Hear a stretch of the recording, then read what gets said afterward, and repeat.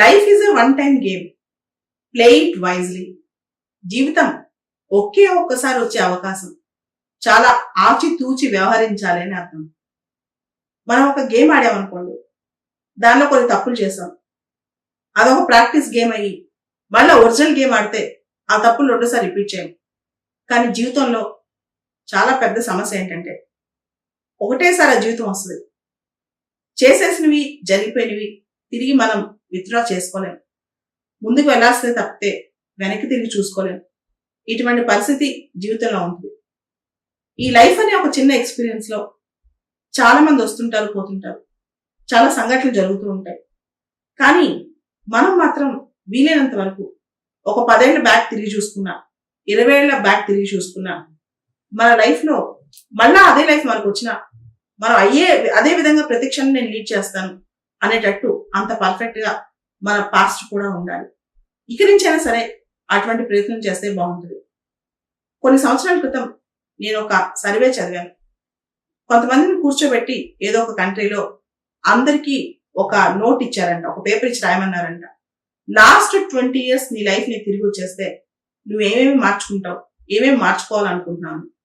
చాలా మంది చాలా రాశారంట. ఒకళ్ళు, మేము కొంతమంది ఫ్రెండ్స్ నమ్మాం, వాళ్ళు మమ్మల్ని మోసం చేశారని.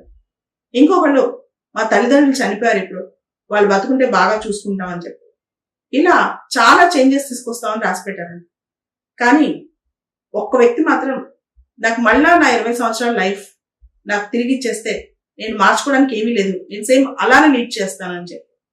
ఒక్కసారి వచ్చే 20 years తర్వాత, అంటే ఈ 2022 అనుకోండి, 2042 రోజు ఎవరైనా అలా రాసుకోగలిగితే వాళ్ళ జీవితం ధన్యమైనట్టు.